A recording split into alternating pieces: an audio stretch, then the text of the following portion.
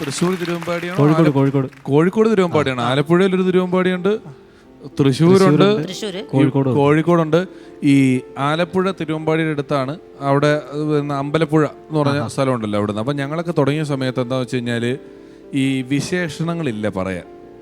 നമ്മൾ ആദ്യം ഒരു പരിപാടി ഇന്ന പരിപാടിയിലൂടെ പ്രശസ്തനായ, പിന്നെ ഇന്നതായെന്ന് പറഞ്ഞ് നമുക്ക് ഈ ആഡ് ഓൺസ് വരുമല്ലോ നമ്മുടെ പേരിനോടൊപ്പം. ഇതൊന്നും ഇല്ല. അപ്പം ഞങ്ങളൊക്കെ ചില ഷോയ്ക്ക് പോകുമ്പോൾ 2 പേർക്ക് അതുണ്ടാവും. കൊച്ചിൻ ഹരിശ്രീയിലൂടെ ഇന്ന ഓഡിയോ കാസറ്റുകളിലൂടെ ഏറെ പ്രശസ്തനായ എന്നൊക്കെ പറയും. അപ്പം ഞങ്ങൾക്കൊന്നുമില്ല പറയാൻ. അപ്പം ഞാനൊക്കെ എന്ത് ചെയ്യുന്നു വെച്ചാൽ ഈ കഴിഞ്ഞ പോളിടെക്നിക് കലോത്സവത്തിൽ മിമിക്രിയിൽ 1ാം സ്ഥാനം നേടിയെന്ന് പറയും. ഈ പോളിടെക്നിക് കലോത്സവത്തിൽ 1ാം സ്ഥാനം ഒന്നും ആരും ഓർക്കുകയില്ല. യൂണിവേഴ്സിറ്റിയൊക്കെ പിന്നെയും പിടിക്കും. പോളിടെക്നിക് കലോത്സവത്തിൽ 1ാം സ്ഥാനം നേടിയ രമേശ് എന്നൊക്കെ പറഞ്ഞ് ചെല്ലുമ്പം ഒരു സാധനമായി ആരും ഒന്നും യോജിക്കത്തുമില്ല. അങ്ങനത്തെ പരിപാടികളൊക്കെ ഉണ്ട്. ഇതും ഇല്ലാത്തൊരുത്തും വന്നേക്കുക. ഇതും ഒരുത്തും വന്നപ്പം അവൻ അമ്പലപ്പുഴയെന്ന് വരുന്നത്. അവനെ ഞാനിപ്പോൾ കേട്ടിട്ട് ഒരു നിമിഷം ഞാൻ കൃഷ്ണൻ നമ്മുടെ കൂടെ പ്രോഗ്രാമിന് വന്നിട്ടുണ്ടോ എന്ന് വിചാരിച്ചു പോയി. കാരണം പുള്ളിയുടെ അനൗൺസ്മെന്റ് എങ്ങനെ അറിയോ, അമ്പലപ്പുഴയെക്കുറിച്ചും അമ്പലപ്പുഴ പാൽപ്പായസത്തെക്കുറിച്ചും കേൾക്കാത്തവരായി ആരുമില്ല.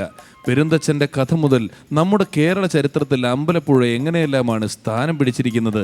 മണ്ണുവാരി തിന്ന് കുട്ടിക്കുറുമ്പനൊന്ന് വായ തുറന്നപ്പോൾ 14 ലോകവും കണ്ട കൃഷ്ണന്റെ ബാല്യകാല ലീലകൾ നമ്മൾക്ക് മറക്കാനുമാകില്ല.